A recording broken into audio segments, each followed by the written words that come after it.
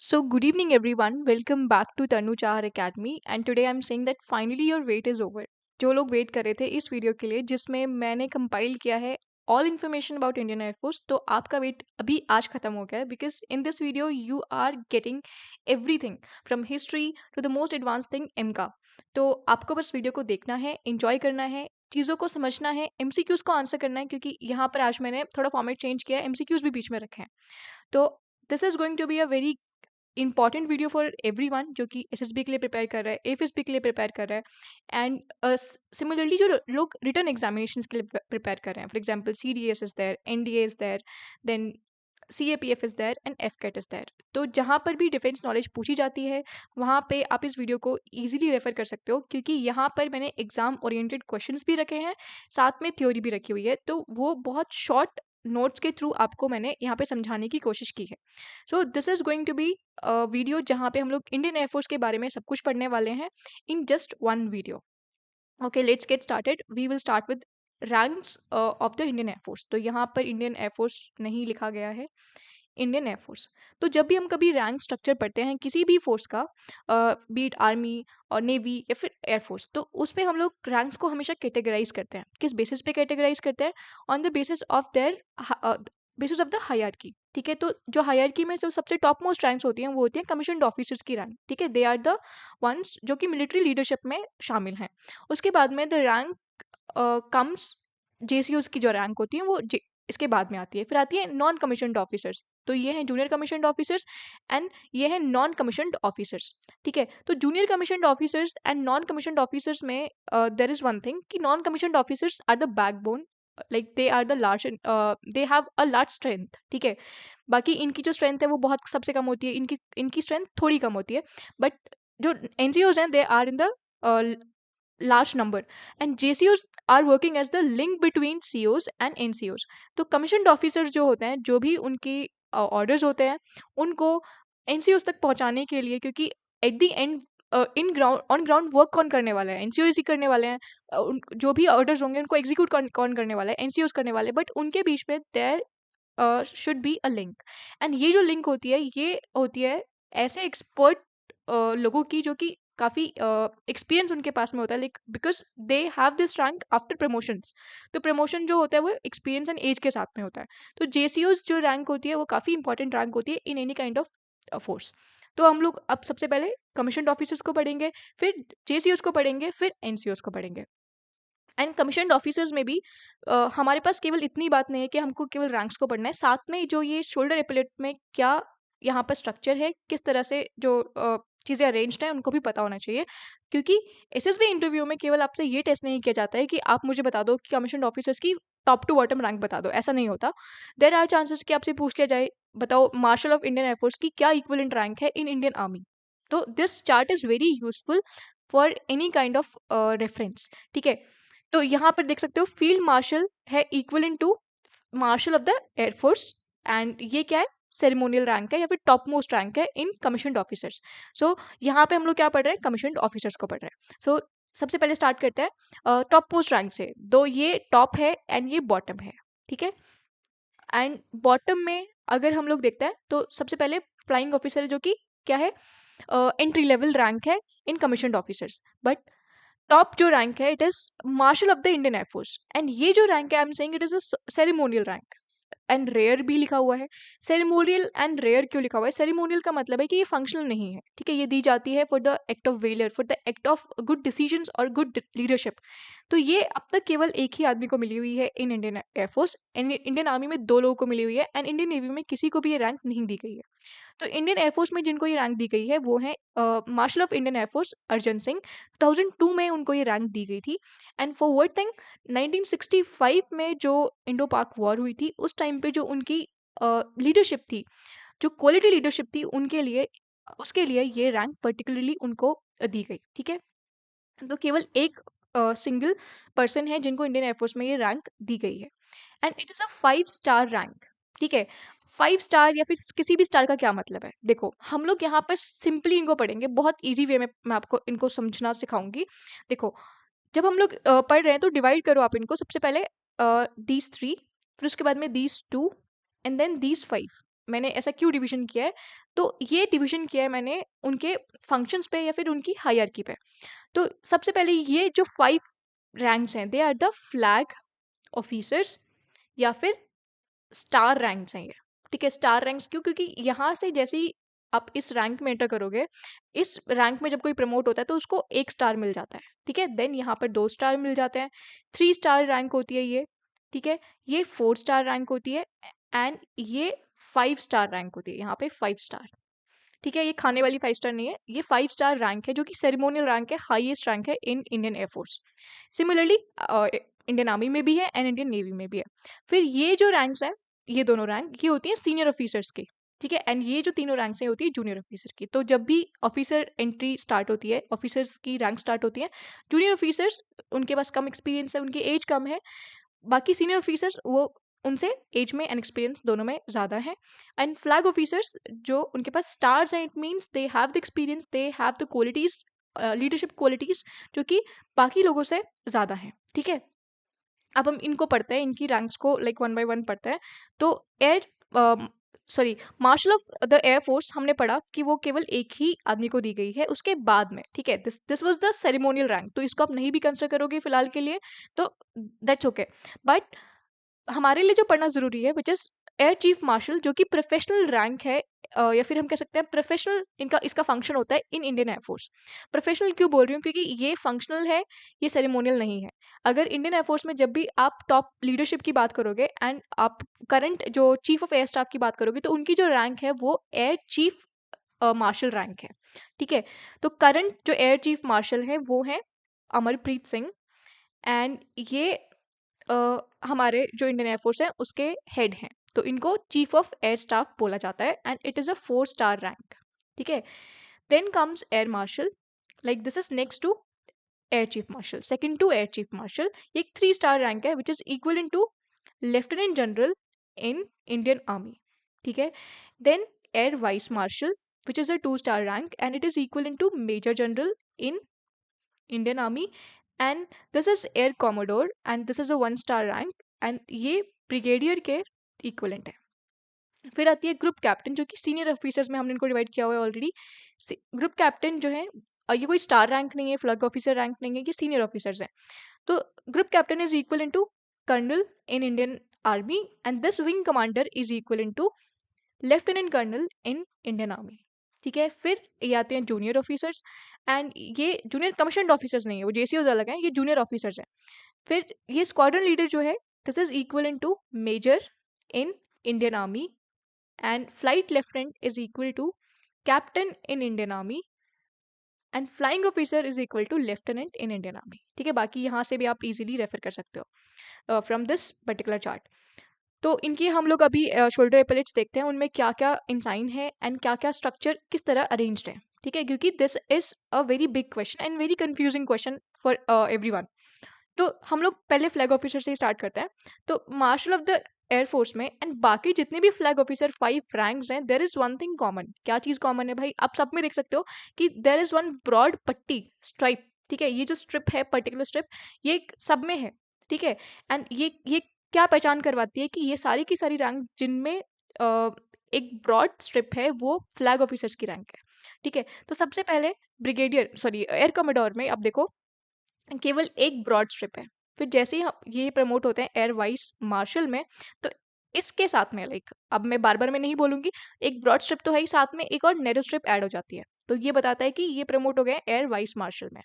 Then 2 strips आ जाती हैं, then 3 strips आ जाती हैं, देन 4 स्ट्रिप्स आ जाती हैं। तो फाइनली जो 5th स्टार रैंक है, ठीक है 5 स्टार रैंक है मार्शल ऑफ द एयरफोर्स, उसमें एक ब्रॉड स्ट्रिप है और 4 नैरो स्ट्रिप्स हैं। ठीक है, ऐसे ध्यान रख सकते हो। और ये स्टार्ट होती है किससे? कोई भी स्ट्रिप से नहीं। ठीक है, और एंड कहाँ पे हो रही है? 4 स्ट्रिप पे। तो ऐसे आप इजीली ध्यान रख सकते हो। फिर आती है सीनियर ऑफिसर की रैंक। अब सीनियर ऑफिसर में जो यहाँ पे ग्रुप कैप्टन है, ठीक है, वो क्या है टॉप, अगर हम लोग देखें टॉप में, अगर सीनियर ऑफिसर्स में टॉप में जो रैंक है वो ग्रुप कैप्टन की रैंक है। तो यहाँ पर 4 स्ट्रिप्स है। ठीक है, यहाँ पे कोई भी ब्रॉड स्ट्रिप नहीं है। तो आप इजीली आइडेंटिफाई कर सकते हो, डिफ्रेंशिएट कर सकते हो कि कैसे ये फ्लैग ऑफिसर नहीं है। 4 स्ट्रिप्स अगर आपको दिखेंगी विदाउट अ ब्रॉड स्ट्रिप, तो वो क्या है? ग्रुप कैप्टन है। वहीं 3 स्ट्रिप्स दिखेंगी विदाउट अ ब्रॉड स्ट्रिप, तो विंग कमांडर है।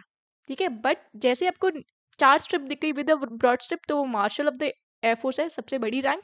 एंड 3 स्ट्रिप दिख गई विद अ ब्रॉड स्ट्रिप तो ये एयर चीफ मार्शल है। Then comes the lower ranks. Flying officer के लिए बस एक स्ट्रिप है, फ्लाइट लेफ्टिनेंट के लिए 2 स्ट्रिप्स है, स्क्वाड्रन लीडर के लिए 2 स्ट्रिप्स के बीच में एक नैरो स्ट्रिप है। ठीक है, तो इसको थोड़ा याद करना कैसे पॉसिबल है, आप इसको देखते रहिए। ठीक है, आप अपने सामने इसको पेस्ट कर लीजिए, बार बार में देखते रहिए, तो आपको ये धीरे धीरे लर्न हो जाएगा। सो this is the main thing. उसके बाद में हम लोग बात करेंगे जेसीओस की। ठीक है, जेसीओस आर द लिंक्स एंड ये यहाँ पे 3 रैंक्स हैं, master warrant officer and junior warrant officer. Similar ranks है इंडियन आर्मी में, नायब सूबेदार, सूबेदार एंड सूबेदार मेजर।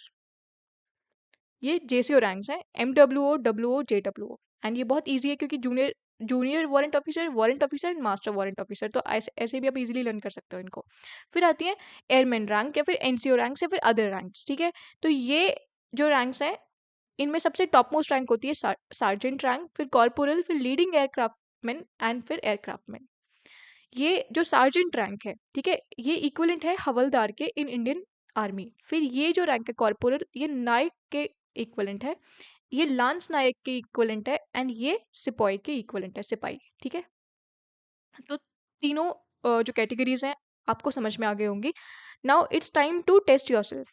अब देखिए आपको कितना चीज़ें आप रिटेन कर पा रहे हो। लाइक है, मैं आपको फिर से बता रही हूँ कि अगर आपने लर्न नहीं किया तो लर्न कर लीजिए, क्योंकि लर्न नहीं होती है चीज़ें। अभी फर्स्ट क्वेश्चन है related to the entry level commission rank in Indian air force. तो कमीशन रैंक ही पूछ रहे हैं। ठीक है, कमीशन ऑफिसर्स कमीशन रैंक ही पूछ रहे हैं, दैट टू एंट्री लेवल।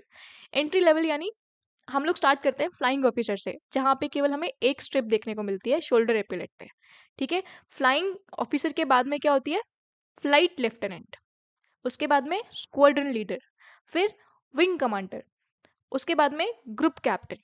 तो ये हमने कहाँ तक कर ली, सीनियर ऑफिसर तक। उसके बाद में तो आपको पांचों फ्लैग ऑफिसर की रैंक पता ही होगी, air commodore, air vice marshal, air chief marshal and marshal of Indian air force. तो ये 5 फ्लैग ऑफिसर रैंक है। फिर second question is related to who is the professional head of Indian air force. Professional head मैंने आपको बताया कि एक ऐसा पर्सन जिसके पास रैंक होगी किसकी, 4 स्टार रैंक होगी। एंड वो कौन सी रैंक होती है, एयर चीफ मार्शल की। And current air chief marshal is Amarpreet Singh. तो answer is B. Then question number 3 is related to the equivalent rank, army equivalent आपको पूछ रहा है ये कि of Indian Indian air force warrant officer, WO। हमने क्या पढ़ा था, JWO, WO and MWO। And ये किसकी इक्विवेलेंट होती है, नायब सूबेदार। ये इक्विवेलेंट होती है सूबेदार के, एंड ये इक्विवेलेंट होती है सूबेदार मेजर। तो ये क्या पूछ रहा है, this is asking for warrant officer, तो ये किसके इक्विवेलेंट होगी, सूबेदार के, option B. Then question number 4 is asking for navy equivalent of Indian air force sergeant rank. अब ये तो केवल नेवी के लिए पूछा है, but I am also asking for Indian army. Sergeant यानी havildar in Indian army and petty officer in navy. Then question number 5 is asking which rank is a 1 star rank officer in the Indian Air Force. अब 1 star बहुत easy है, Air Commodore is the 1 star rank and Air Vice Marshal is the 2 star rank, Air Marshal is the 3 star rank and Group Captain तो star ranks में है ही नहीं, Flag Officers में है ही नहीं, वो किस में आ रहे हैं, Senior Officers में। ठीक है, तो यहाँ तक अगर आपको लग रहा है कि मुझे चीज़ें लर्न नहीं हो पाई हैं तो चीज़ों को लर्न करिए एंड फिर और भी क्वेश्चंस आप खुद से बना के सॉल्व कर सकते हो। Okay. The next is organizational structure of Indian Air Force. अब organizational structure is very important to study क्योंकि तभी आपको पता लगता है कि how any force is organized, किस तरह से उसमें top to bottom actions लिए जाते हैं एंड किस तरह से orders पास होते हैं। तो किसी भी फोर्स का जो सबसे स्मॉलेस्ट यूनिट होता है सेक्शन, वही होता है सबसे फंक्शनल सेक्शन। ठीक है, वही वर्क करता है एंड जो सबसे टॉप मोस्ट होता है पोजीशन में इन ऑर्गेनाइजेशन, वो उसका काम होता है लीड करना या फिर ऑर्डर्स पास करना। तो when I talk about the categorization, तो हम लोग इंडियन एयरफोर्स में अगर केवल ये पढ़ें कि इंडियन एयरफोर्स की जो प्रोफेशनल रैंक है, जो हाईएस्ट रैंक है, वो होती है एयर चीफ मार्शल की एंड वो किसको लीड करते हैं, एयर हेडक्वार्टर्स को या फिर पूरी इंडियन एयरफोर्स को। तो वो तो केवल बात हो गई केवल इंडियन एयरफोर्स की। बट अगर हम लोग स्टार्ट करें with the political and civilian leadership also, क्योंकि ऑर्गेनाइजेशन में तो वो भी आते हैं जो बेसिक हमें ऑर्डर्स मिलते हैं इंडियन एयरफोर्स में, वो किससे मिल रहे हैं? पॉलिटिकल और सिविलियन अथॉरिटी से। तो हम लोग को स्टार्ट भी वहीं से करना है। तो president is the top most position in Indian organizational structure. President को क्यों मैंने टॉप मोस्ट पोजीशन पे रखा है, क्योंकि you know this thing, president is the person जो कि सुप्रीम कमांडर है ऑफ ऑल थ्री फोर्सेस। तो जब भी थ्री फोर्सेस की बात होगी, president is always the supreme commander. Then comes the body जो कि एक्चुअल डिसीजन मेकिंग बॉडी है, एक्चुअल बजट डिसाइडिंग बॉडी है, एक्चुअल पॉलिसी मेकिंग बॉडी है for all three forces, ministry of defence. And currently who is the minister of defence? He is mister Rajnath Singh. फिर आती है एक ऐसी रैंक जो कि किसको कनेक्ट करती है, the armed forces and the civilian leadership. तो civilian leadership and armed forces में जो एक लिंक है, जो कि एक न्यूली एस्टेब्लिश्ड रैंक है, 2020 में एस्टेब्लिश की थी। एंड अभी हमारे सेकंड सीडीएस ही बने हैं जनरल अनिल चौहान। तो ये CDS rank, chief of defence staff, ये एक ऐसी रैंक है जो कनेक्ट करती है सिविलियन लीडरशिप को आर्मी लीडरशिप से। उसके बाद में जब हम लोग स्टार्ट करेंगे तो हमारी जो मेन एयरफोर्स है उसकी ऑर्गेनाइजेशन स्टार्ट होती है। तो सबसे टॉप मोस्ट पोजीशन पे है एयर हेडक्वार्टर्स, ठीक है, जहाँ से सारे के सारे जो ऑर्डर्स हैं वो पास किए जाते हैं। फॉर एग्जांपल अगर कोई भी ऑपरेशन किया जा रहा है, ठीक है, कोई भी जैसे ऑपरेशन सिंदूर था, तो उसमें जो भी डिसीजंस लिए गए, जो मेन डिसीजंस थे कि अटैक कहाँ पर करना है, कितनी साइट्स हैं, वो सारे एयर हेडक्वार्टर्स से ही डिसीजंस जाते हैं, देन वो आगे पास ऑन होते हैं। ठीक है, एयर हेडक्वार्टर्स के बाद में the second position is commands. ठीक है, अब कमांड्स का क्या मतलब है? देखो, air headquarters the main body जो कि डिसीजन ले रही है, बट ये जो डिसीजन है ये बेस्ड है कुछ पर्टिकुलर रीजन पे, क्योंकि सब जगह पे तो अभी वॉर नहीं हुई थी जब ऑपरेशन सिंदूर हुआ था, तो हम लोगों ने एक पर्टिकुलर जोग्राफिकल रीजन को टारगेट किया हुआ था। तो तब हमारे लिए काम आती है कमांड्स। तो हमने अपना जो इंडिया है, ठीक है, लाइक इंडियन एयरफोर्स ने जो इंडिया है उसको जोग्राफिकल रीजन के बेसिस पे डिफरेंट पार्ट्स में डिवाइड कर दिया है। तो 5 मेन ऑपरेशनल पार्ट्स में डिवाइड किया हुआ है इंडिया को। And they are the geographical region. जैसे वेस्टर्न रीजन है, ठीक है, उसके लिए एक कमांड बना दी कि यहाँ पर एक हेडक्वार्टर है, इसके थ्रू जो पूरा वेस्टर्न रीजन है उसके लिए एक्शंस एंड ऑर्डर्स दिए जाएंगे। फिर ईस्टर्न रीजन के लिए एक कमांड है, ऐसी करके साउथ के लिए है, सेंट्रल जो है, उसके बाद में यहाँ पे साउथ वेस्टर्न। ठीक है, तो ये 5 ऑपरेशनल कमांड्स हैं। तो यहाँ पे हम लोग अभी कमांड्स को भी पढ़ेंगे, उनके हेडक्वार्टर्स को भी पढ़ेंगे। बाकी इसके बाद में, कमांड्स के बाद में जो आता है in organisational structure of Indian air force, the structure is wings और एयरफोर्स स्टेशन। ठीक है, देखो अब मैंने यहाँ पे इन दोनों को क्यों इंटरचेंजेबली लिखा हुआ है। एयरफोर्स स्टेशन जो होते हैं मोस्टली वो होते हैं 3 टाइप के। एयरफोर्स स्टेशन या तो होस्ट कर सकते हैं किसको, एक विंग को, एक से ज़्यादा विंग को भी होस्ट कर सकते हैं। जैसे अंबाला में 7th विंग को Ambala air force station 7th wing को होस्ट करता है। और उसके बाद में एक एयरफोर्स स्टेशन ऐसा भी होता है जो एफबीएसयूज को होस्ट करता है। These are the forward units, जो टेम्परेरी यूनिट्स होते हैं। जैसे अगर कोई वॉर हो रही है तो उस टाइम पे इनको फॉरवर्ड यूनिट्स बना दिया गया है, यहाँ पे एयरक्राफ्ट लैंड कर रहे हैं और लॉजिस्टिक्स के लिए बना दिया गया है। तो these are the forward units, support units. उसके बाद में there is a kind of air force station जो कि केवल लॉजिस्टिक्स के लिए है, जैसे गुरुग्राम का एयरफोर्स स्टेशन है। ठीक है, तो ये different kind of air force station होता है। तो अगर कोई एक एयरफोर्स स्टेशन है जो कि एक ही विंग को होस्ट करे तो उसको विंग भी बोला जा सकता है। ठीक है, तो यहाँ पे इसलिए मैंने इनकी दोनों की पोजीशन को थोड़ा चेंज करके मतलब एक साथ में लिख दिया है। एयरफोर्स स्टेशन को आप पहले भी रख सकते हो, विंग को बाद में भी रख सकते हो। ठीक है, बाकी air force station is just like a infrastructure जो कि होस्ट करता है विंग को। ठीक है, अब विंग के अंदर देर इज फर्दर डिवीजन। एक विंग के अंदर स्क्वाड्रंस हो सकती हैं। ठीक है, स्क्वाड्रंस क्या होती हैं? स्क्वाड्रंस एक ग्रुप है किसका, एयरक्राफ्ट का, जिसमें 16 टू 18 एयरक्राफ्ट होते हैं। मैं ये फाइटर एयरक्राफ्ट की बात कर रही हूँ।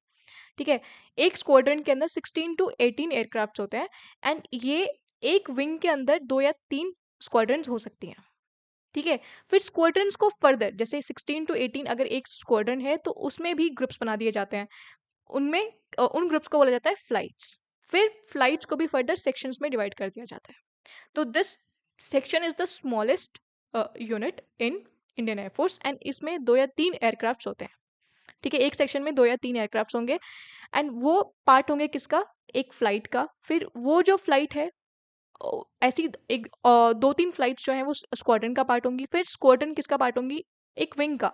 ठीक है, विंग को कौन होस्ट करेगा? Air force station.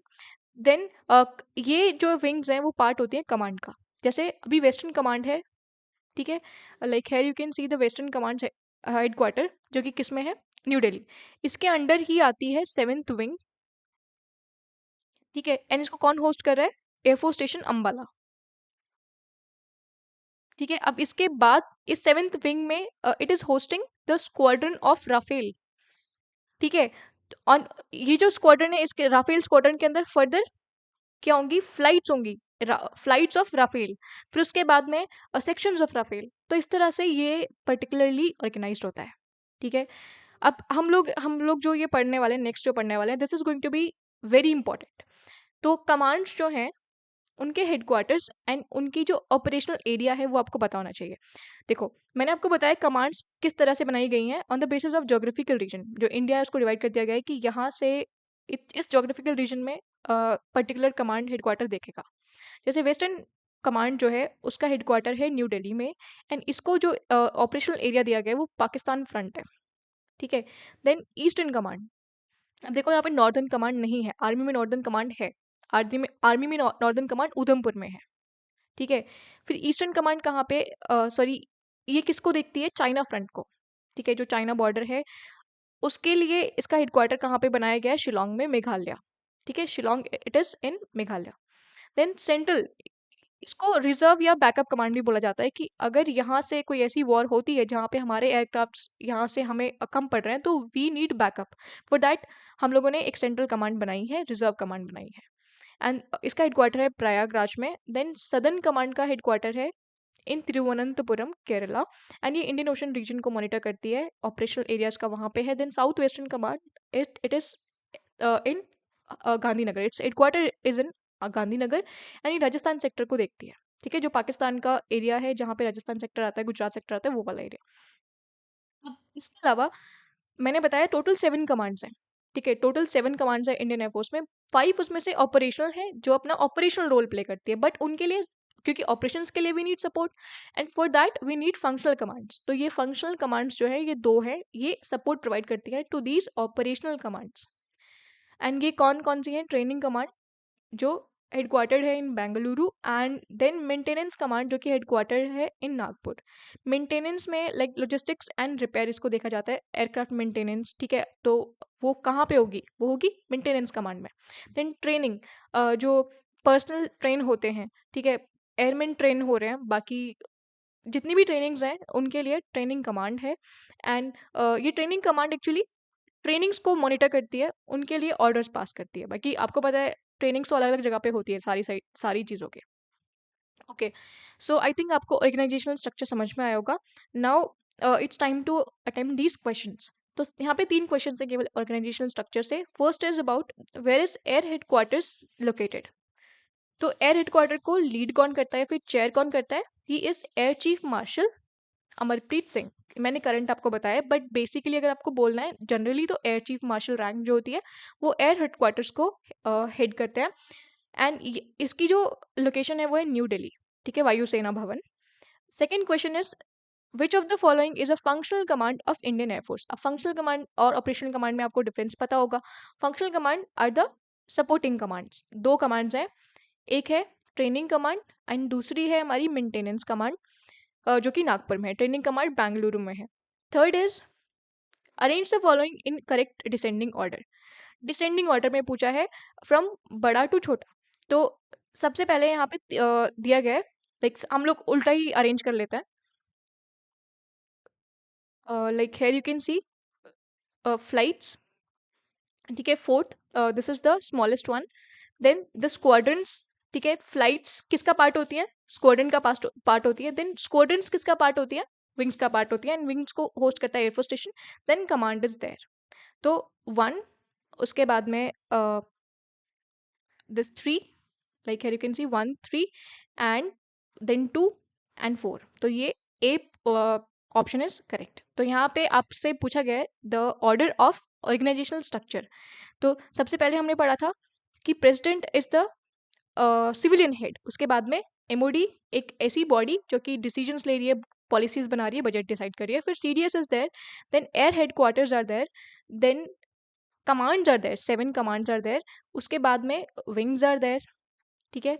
फिर विंग्स या फिर हम कह सकते हैं एयरफोर्स स्टेशन, ठीक है। फिर ये होस्ट करती हैं स्क्वाड्रंस को एंड ये होस्ट करती हैं फ्लाइट्स को, ठीक है। फ्लाइट्स इनका पार्ट होता है। देन सेक्शंस, सेक्शन जो होता है वो एक स्मॉलेस्ट यूनिट यूनिट होती है in the hierarchy. Okay, I think आपको ये सब समझ में आया होगा। Okay, the next thing is history. अब मैंने जानबूझ के हिस्ट्री को पहले नहीं रखा क्योंकि हिस्ट्री सुनते ही लाइक मोस्ट पीपल थिंक ये बहुत बोरिंग होने वाला है, तो बोरिंग चीज़ नहीं है, बहुत इंटरेस्टिंग है इंडियन एयरफोर्स की हिस्ट्री। जो इंडियन एयरफोर्स की हिस्ट्री है, it is all about it's name. मतलब मैंने मोस्टली जो देखा है, तो मैंने यहाँ पे आपको प्रेजेंट भी वही किया है। तो कैसे इवोल्यूशन हुआ है ऑफ इंडियन एयरफोर्स वो हम देखते हैं। देखो 1932 8 अक्टूबर, ये वो डेट थी जब इंडियन एयरफोर्स को पहली बार बनाया गया। और एंड उसका नेम जो था वो रॉयल इंडियन एयरफोर्स की ऑक्सिलरी फोर्स थी। ऑक्सिलरी का मतलब हेल्पिंग, ठीक है, जैसे ऑक्सिलरी वर्ब्स होती हैं, तो वैसे ही रॉयल एयरफोर्स। रॉयल एयरफोर्स किसकी एयरफोर्स है? यूके की, ठीक है, United kingdom. You know, India was the colony of Britishers. तो उस टाइम पे जो इनकी एयरफोर्स थी, उसको असिस्ट करने के लिए, उसको हेल्प करने के लिए इंडिया में एक ऑक्सिलरी फोर्स बनाई गई ऑन 8 अक्टूबर 1932। एंड अगर आपको पता हो तो हम लोग हर साल इस डे को ही इंडियन एयरफोर्स डे की तरह सेलिब्रेट करते हैं। 93rd इंडियन एयरफोर्स डे अब की बार सेलिब्रेट किया गया था 2025 में, एंड 2026 में 94th किया जाएगा, ठीक है। तो ये फर्स्ट लाइक स्टेप था। तो यहाँ पे सबसे पहले ये इसको रेज किया गया एज एन ऑक्सिलरी फोर्स। फिर इसमें जो फर्स्ट एयरक्राफ्ट थे वो वेस्टलैंड वपीटी एयरक्राफ्ट शामिल किए गए थे, एंड वो बहुत डिफरेंट थे। लाइक मैंने जो प्रीवियस एक मिलिट्री नॉलेज वीडियो है उसमें आपको उनकी इमेजेस भी दिखाई हैं, तो वो जो करंट एयरक्राफ्ट हैं उनसे बहुत डिफरेंट थे। फिर 1939 टू 45 जो ये हमारी फोर्स थी, ऑक्सिलरी फोर्स थी, जिसमें जिसको हम बाद में इंडियन एयरफोर्स बोल रहे हैं, उन्होंने पार्टिसिपेट किया in world war two. And कौन से रीजन में? Specifically in the Burma front, जो म्यांमार वाला फ्रंट है वहाँ पे पार्टिसिपेट किया। North west front and Burma front. And उसकी वजह से क्योंकि उन्होंने काफ़ी अच्छा वहाँ पे पार्टिसिपेट किया, काफ़ी ज़्यादा उनका कंट्रीब्यूशन रहा ऑक्सिलरी फोर्स का, 1945 में जो उनको अवार्ड दिया गया, किससे? उनको प्रीफिक्स ऐड कर दिया गया, रॉयल इंडियन एयरफोर्स। तो अब वो केवल ऑक्सिलरी फोर्स नहीं रह गई थी, उसको रॉयल इंडियन एयरफोर्स नाम दे दिया गया इन 1945। बट किसको पता था कि ये जो रॉयल नेम है इसको हटाना पड़ेगा? एंड क्यों हटाना पड़ेगा? क्योंकि 1947 में इंडिया ने फाइनली ब्रिटिशर्स से अपनी आज़ादी छीन ली। एंड हम लोगों ने पहली बार ही देख लिया कि 1947 में ही तुरंत हमें एक वॉर पर भी जाना पड़ा। 1947 में ही इंडिया पाकिस्तान वॉर भी हो गई। तो पहली बार आफ्टर इंडिपेंडेंस ऐसा हुआ कि इंडियन एयरफोर्स को किसी रियल कॉम्बैट में जाने का मौका मिला, ठीक है। देन 1950 में, क्योंकि इंडिया रिपब्लिक बनने वाला था, बन चुका था, उस टाइम पे हम लोगों ने जो ये कॉलोनियल वर्ड्स हैं इनको ड्रॉप कर दिया एंड अपनी एयरफोर्स को अपना नाम दिया इंडियन एयरफोर्स। तो अभी जो हमारी एयरफोर्स है, इसको जो अपना नाम मिला हुआ है वो 1950 से मिला हुआ है, ठीक है। तो ये जो पर्टिकुलर हिस्ट्री थी वो किसके बारे में थी? Mostly about the name of Indian air force and उसका इवोल्यूशन। ओके, अब इसके बाद थोड़ी बहुत हिस्ट्री और है about the leadership. Leadership milestone जो है वो आपको पढ़ने इंपॉर्टेंट है कि किस वॉर के टाइम पे कौन से जो एयर चीफ थे वो रहे थे, उनका नाम पता होना चाहिए। देन लास्ट ब्रिटिशर जो एयर चीफ रहे थे, या फिर फर्स्ट इंडियन जो एयर चीफ रहे थे, तो उन सबको हम पढ़ते हैं। सबसे पहली बात, लास्ट ब्रिटिशर जो चीफ ऑफ एयर स्टाफ रहे हैं, क्योंकि आपको पता है कि जैसे ही इंडिया आज़ाद हुआ तुरंत ही ब्रिटिशर्स छोड़ के नहीं चले गए थे, ठीक है। जो चीफ्स थे तीनों फोर्सेस में, वो कुछ टाइम तक यहीं पर थे, उसके बाद में धीरे धीरे हम लोगों ने खुद के इंडियन चीफ्स को लाना स्टार्ट किया।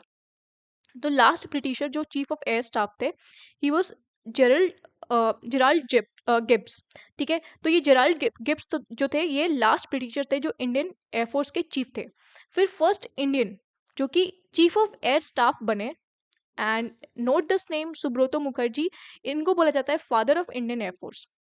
बट इनको जो रैंक मिली हुई थी वो 3 स्टार रैंक मिली हुई थी, जो अब फिलहाल एयर मार्शल की रैंक है। तो आपको अभी पता है कि हमारे पास जो टॉप मोस्ट रैंक है, प्रोफेशनल रैंक है, वो तो एयर चीफ मार्शल की है। तो अब इसके बाद एक स्टोरी है, like you can see that in this particular section. तो यहाँ पे जो ये रैंक थी, क्योंकि जब 1947 में इंडिया ने अपनी आज़ादी ली, उस टाइम पे इंडिया को जो इंडियन एयरफोर्स थी उसको कम समझा जाता था, इंडियन आर्मी को ज़्यादा समझा जाता था। तो उनको जो रैंक दी गई थी एयर मार्शल की, 3 स्टार रैंक दी गई थी। ठीक है, बाकी जब उनका कंट्रीब्यूशन दिखा, उनका कंट्रीब्यूशन एक मेजर लेवल पे दिखा, तब 19 कब दिखा, 1965 इंडो पाक वॉर में। तो ये सेकेंड टाइम हम लोग पाकिस्तान से लड़ रहे हैं, एंड उस टाइम पे इंडियन एयरफोर्स ने एक आउटस्टैंडिंग परफॉर्मेंस दिया। And after that outstanding performance 1966 में ये जो एयर मार्शल रैंक थी, जिसको पहले बोला जाता था चीफ ऑफ एयर स्टाफ, उसको रैंक को इंक्रीज करके 4 स्टार रैंक में फाइनली चेंज कर दिया गया, एंड एयर चीफ मार्शल इस रैंक को लाया गया। तो 1966 से ये एयर चीफ मार्शल की रैंक है, ना कि 1950 से या फिर 1947 से। ठीक है, तो ये भी एक गुड क्वेश्चन बन जाता है अगर कोई बहुत ट्रिकी क्वेश्चन आपसे पूछता है तो। एंड उस टाइम पे लाइक 1965 में, मैंने ऑलरेडी आपको बता दिया है स्टार्टिंग में ही कि 1965 में जो एयर चीफ थे, इंडियन एयरफोर्स के जो चीफ थे, वो अर्जन सिंह थे। ठीक है, तो वो उस टाइम पे चीफ थे, तो उन्हीं की जो रैंक थी, मतलब वो फर्स्ट टाइम ऐसा था कि अर्जन सिंह को ही chief of air staff, chief air chief marshal बनने का मौका मिला। तो he was serving as air marshal. ठीक है, वो 3 स्टार रैंक में सर्व कर रहे थे, बट 1965 में जब वॉर हुई तो उन्होंने अपनी लीडरशिप के थ्रू 1966 में अपनी रैंक को अपग्रेड किया, एंड वो बन गए first air chief marshal and also the marshal of Indian air force. Later he became marshal of Indian air force 2002 में। ठीक है, तो he was the first one to become marshal of the Indian air force, and he was the first one to become the air chief marshal. ठीक है, okay. Now the other important thing is Indian air force chiefs during major wars. तो हम लोगों ने जो major Wars की बात करते हैं, जब भी हम 4 वॉर्स को देखते हैं, सबसे पहले जो 2 मैंने अभी डिस्कस की थी, 1947-48 Indo Pak war, and second one was 1965 Indo Pak war. ठीक है, मैंने यहाँ पे जो चाइना के साथ में वॉर है उसको अभी इंक्लूड नहीं किया है, मोस्टली पाकिस्तान के साथ में जो वॉर्स है उनको इंक्लूड किया है, 1971 एंड 1999। ठीक है, तो इंडो पाक वॉर 1947-48 के टाइम पे जो ब्रिटिश पर्सन था, वही इंडियन एयरफोर्स का चीफ था, air marshal sir Thomas Elmhirst. And then 1965 में जो इंडो पाक वॉर थी, उस टाइम पे आपको पता है हमारे खुद के इंडियन चीफ थे, इंडियन एयरफोर्स के चीफ थे air marshal Arjan Singh. Then 1971 के टाइम पे air chief marshal PC Lal, and 1999 के टाइम पे air chief marshal AY Tipnis. तो ये चारों नेम आपको ध्यान होने चाहिए। So this was particularly about the military milestones या फिर leadership milestone. So the history section is over. अब बारी है कि हम लोग एमसीक्यूज के थ्रू अपनी मेमोरी को देख पाएँ कि हम लोग कितना रिटेन कर पाए हैं। तो history was all about Indian air force का नेम कैसे चेंज हुआ, उसकी इवोल्यूशन कैसा था, बाकी लीडरशिप हमने देखी। तो question first is asking for on which date was the Indian air force raised. तो द आंसर इज 8 अक्टूबर 1932। ठीक है, और अब तक लाइक 2026 में उनको 94 ईयर्स हो जाएंगे। इस बार हम लोग अपना 94th Indian air force day celebrate करेंगे। तो the and then second question is asking for who was the last British chief of air staff of Indian air force. Last British chief वो पूछ रहा है, तो he was air marshal Gerald Gibbs. ठीक है, ये लास्ट ब्रिटिश चीफ था।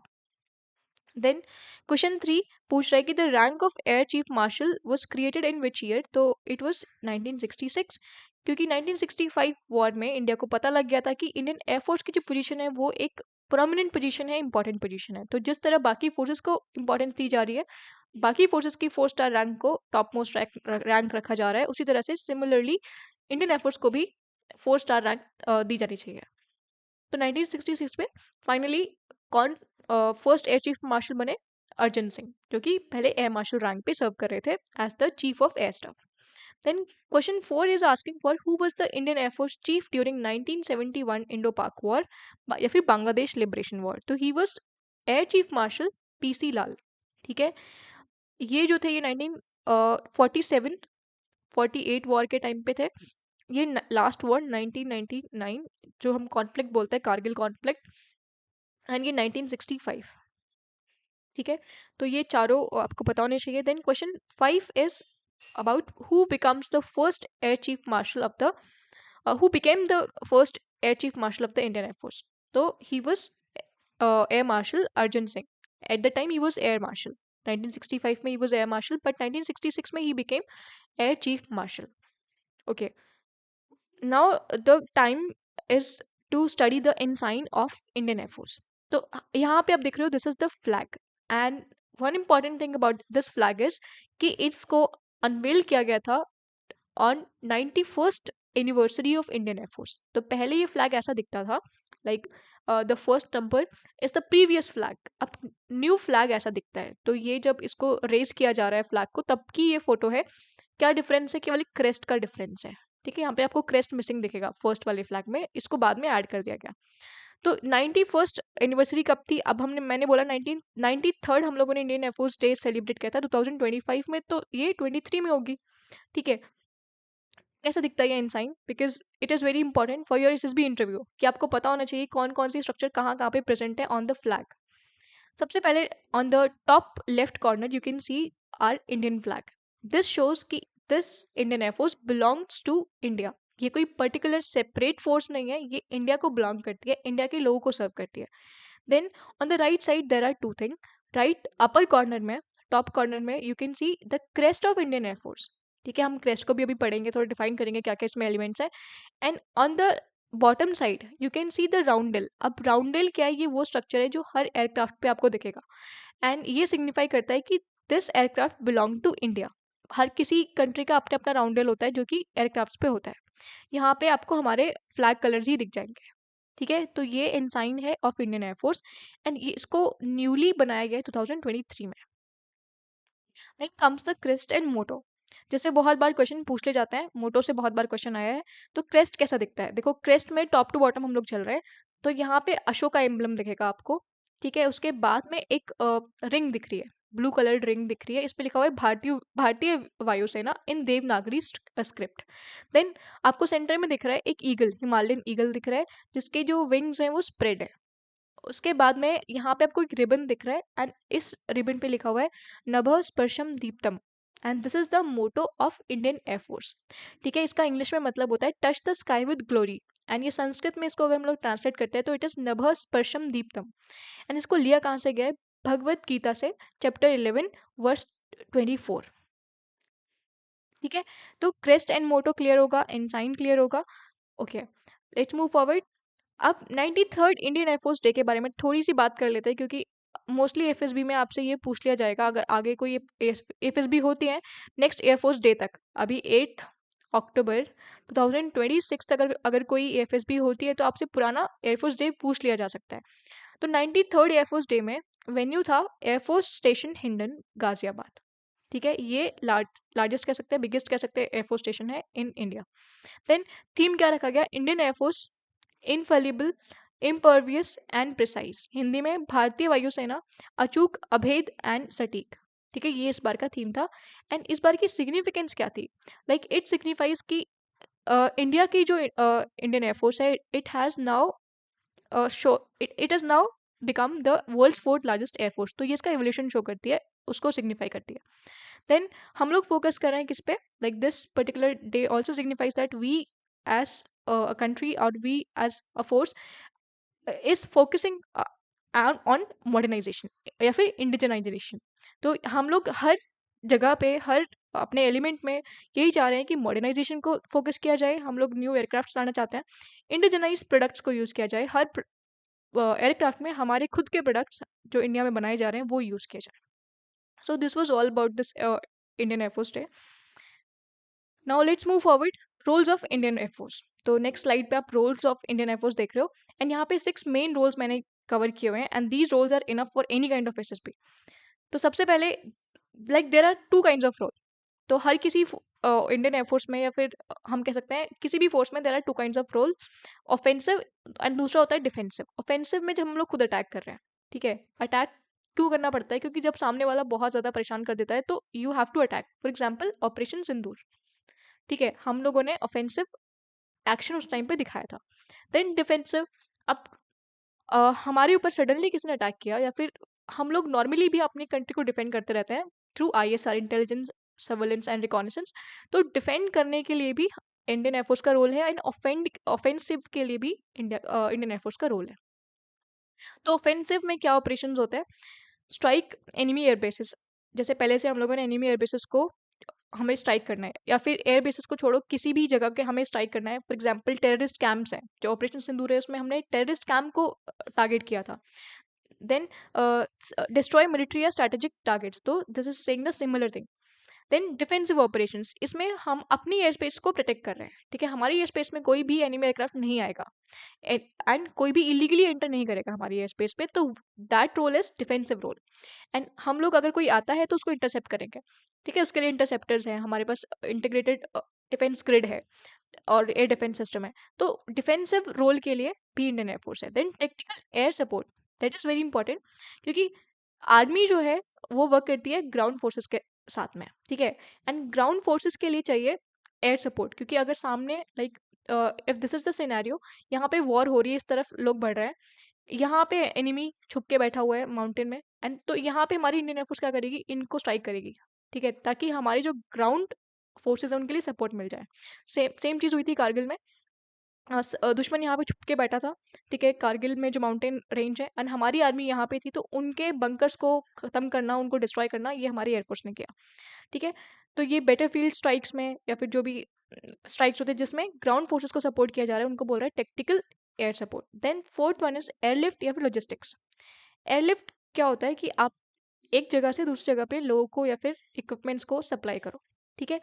तो ये कब होता है, ड्यूरिंग द वॉर, जैसे 1947 में हुआ था, ठीक है, कश्मीर में, क्योंकि हमें ज़रूरत पड़ गई थी, तुरंत ही अटैक हुआ था फ्रॉम पाकिस्तान, तो हमें ज़रूरत थी कि यहाँ से हमारे मेन लैंड से सोल्जर्स को लेके जाया जाए, कहाँ पर, कश्मीर में, तो उसके लिए वी नीड एयरलिफ्ट। तो ये वॉर्स में भी होता है, साथ में नॉर्मल पीस टाइम में भी होता है, लेकिन मैं आपको केवल बोला वॉर में होता है, ऐसा नहीं, पीस टाइम में भी होता है।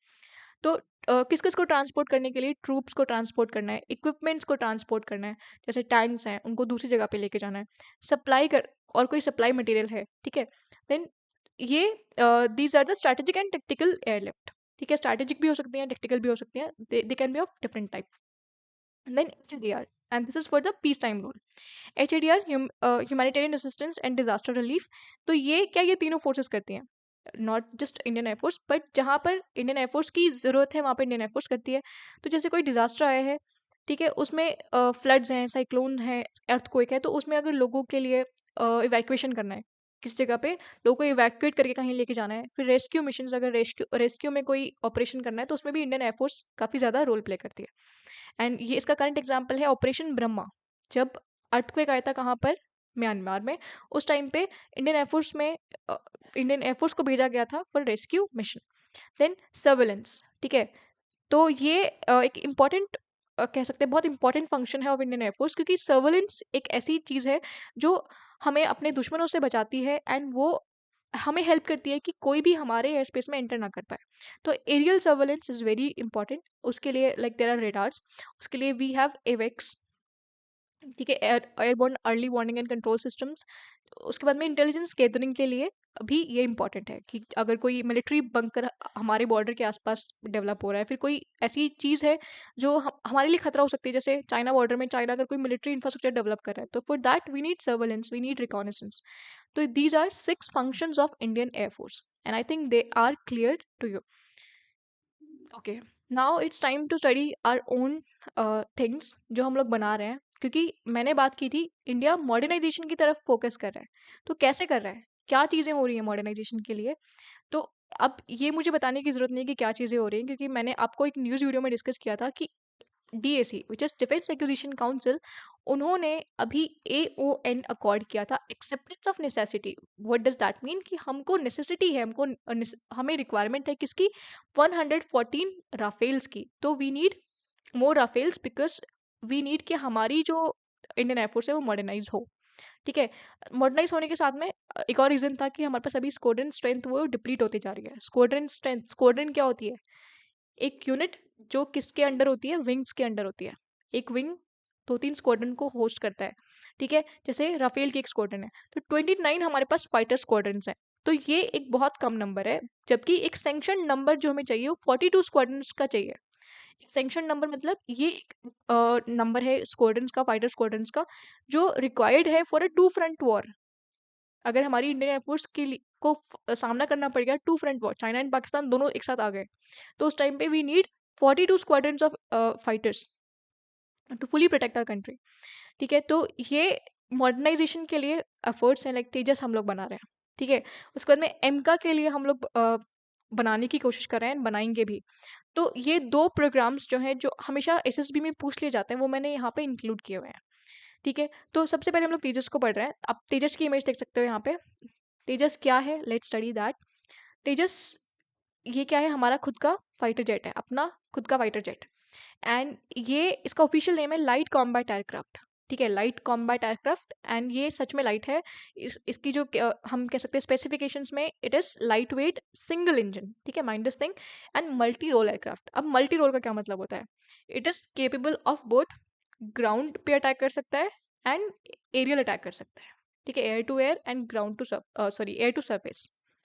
तो ground attack and air to air, ये दोनों के लिए केपेबल है तेजस। ठीक है, एंड ये हमारा खुद का फाइटर जेट है, इसको इंडिया खुद बना रहा है। ठीक है, इंडिया खुद बना रहा है खुद के लिए। एंड कौन इसको डिज़ाइन कर रहा है? तो डीआरडीओ ने इसको डिज़ाइन किया हुआ है। ठीक है, डीआरडीओ ने इसे डिज़ाइन किया है। डीआरडीओ क्या है? वो ब्रांच है, रिसर्च एंड डेवलपमेंट ब्रांच है आर्म फोर्सेस की। ठीक है, अब इसमें इसको बना कौन रहा है? एचएएल बना रहा है। ठीक है, तो एचएएल इसमें इन्वॉल्व है, इसके मेकिंग में, इसकी बिल्डिंग में। फिर इंडियन एयरफोर्स के लिए, किसके लिए बनाया जा रहा है? तो इंडियन एयरफोर्स के लिए बनाया जा रहा है, जो इसको ऑपरेट करेगी। तो three things are very much important from this slide, कि इसको डिजाइन किया है डीआरडीओ ने, बना इसको कौन रहा है? एचएएल बना रहा है, बट इसको ऑपरेट कौन करेगा? इंडियन एयरफोर्स ऑपरेट करेगी फिलहाल के लिए। नेवी ऑपरेट नहीं कर रही है। ठीक है, तो Tejas is a light combat aircraft.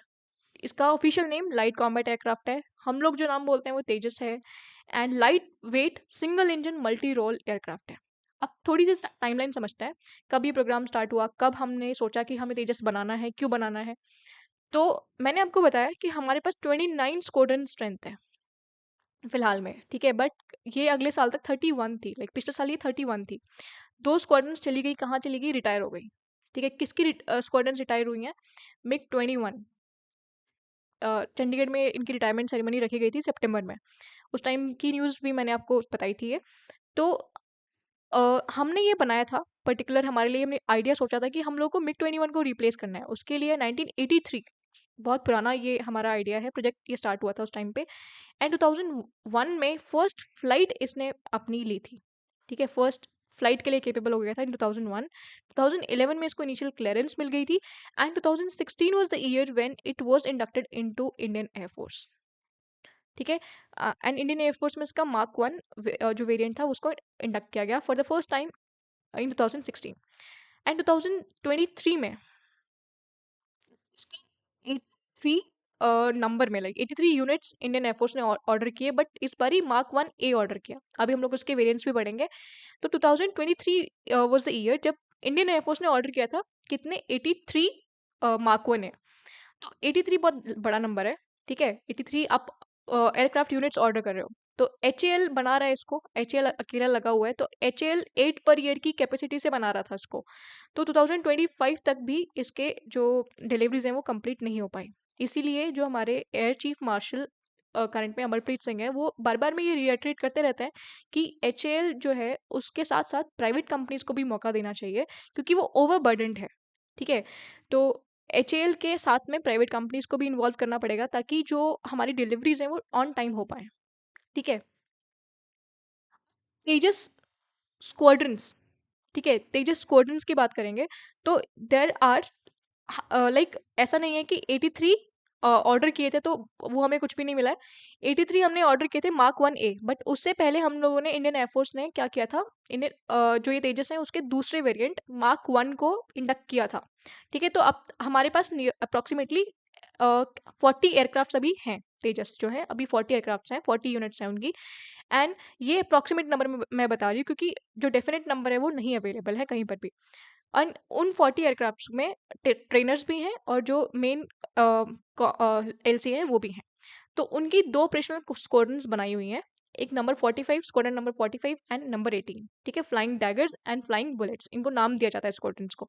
And इनका जो बेस है वो कहाँ पे ये लोग बेस्ड है, इट इज सुलूर, तमिलनाडु। ठीक है, 40 एयरक्राफ्ट जो है एचएएल ने डिलीवर कर दिए हैं। देन वर्जन्स, अब मैं मार्क 1 ए बोल रही हूँ, मार्क 1 बोल रही हूँ, तो ये क्या है?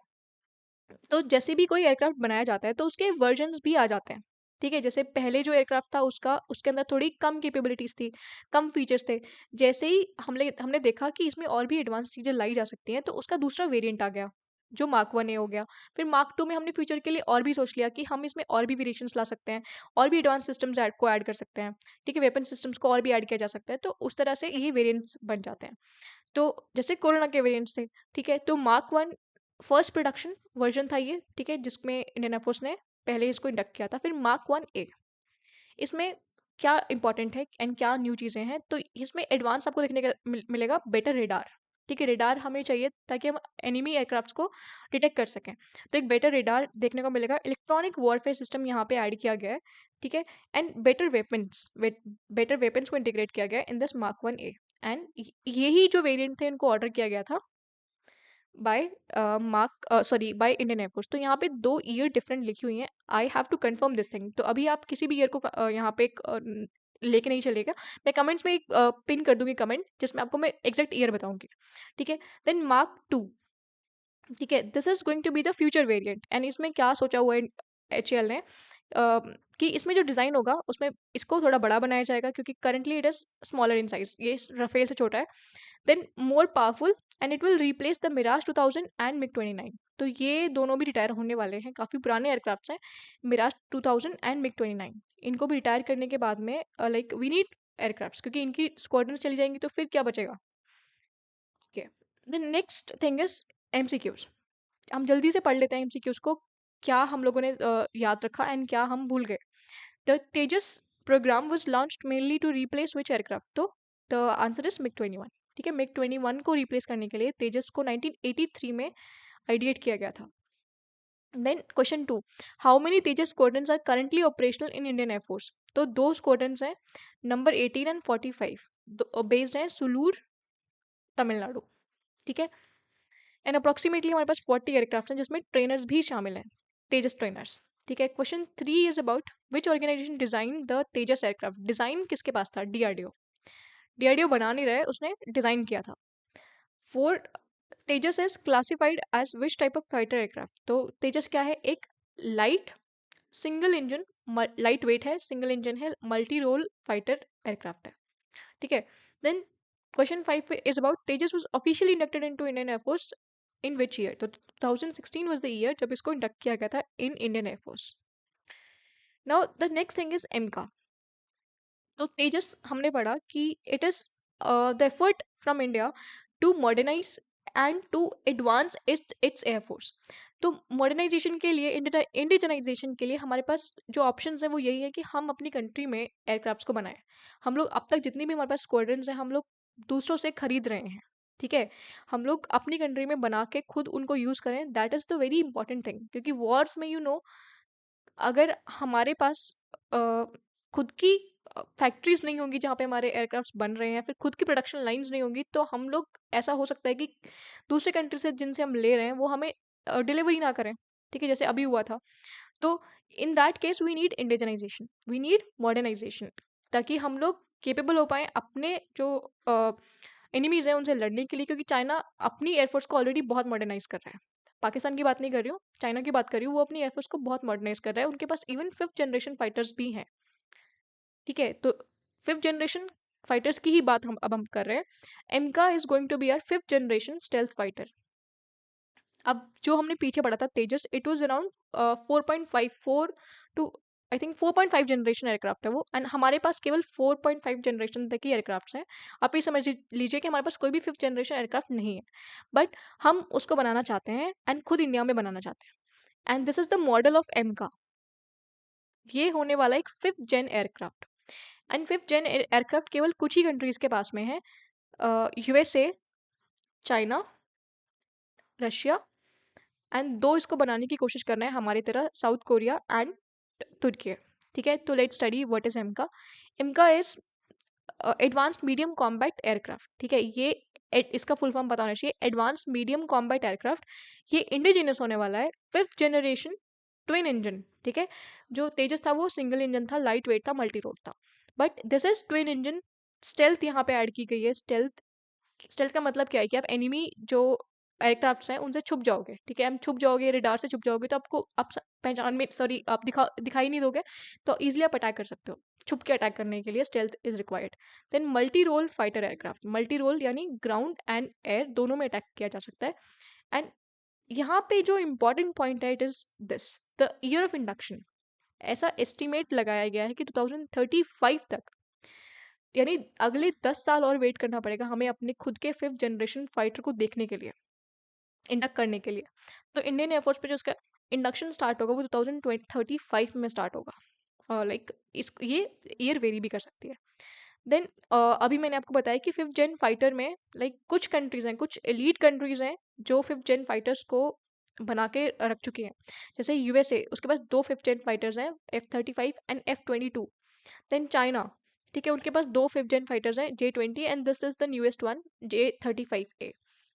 And this Russia, it has Su-57, जिसको लेने की, जिसको प्रोक्योरमेंट की बात पहले चल रही थी, बट अभी नहीं ऐसा कुछ हो रहा है। अभी हम लोगों ने राफेल ही खरीदेंगे। तो अब थोड़ी इसकी डिज़ाइन एंड स्टेल्थ की बात करते हैं, क्योंकि एम का एक 5th जनरेशन फाइटर है, तो एटलीस्ट उसके डिज़ाइन के बारे में पता होना चाहिए, थोड़ा बहुत परफॉर्मेंस के बारे में पता होना चाहिए।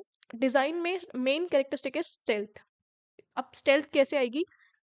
रेडार एब्जॉर्बेंट मटेरियल को यूज़ किया जाएगा। इसकी जो पूरी बॉडी है उसमें रेडार एब्जॉर्बेंट मटेरियल होगा, कि रेडार से लाइक यहाँ से कोई भी रेज आ रही है, तो रेडार क्या करता है, कोई भी वेव्स को यहाँ पे भेज रहा है, तो वो एब्जॉर्ब हो जा रही है। रेडार फंक्शन ही किस चीज़ पे करता है कि यहाँ से कोई वेव भेजी, यहाँ पे कोई ऑब्जेक्ट है, वो रिफ्लेक्ट होकर आ जाएगी, तो इसकी इमेज बन जाएगी, ठीक है।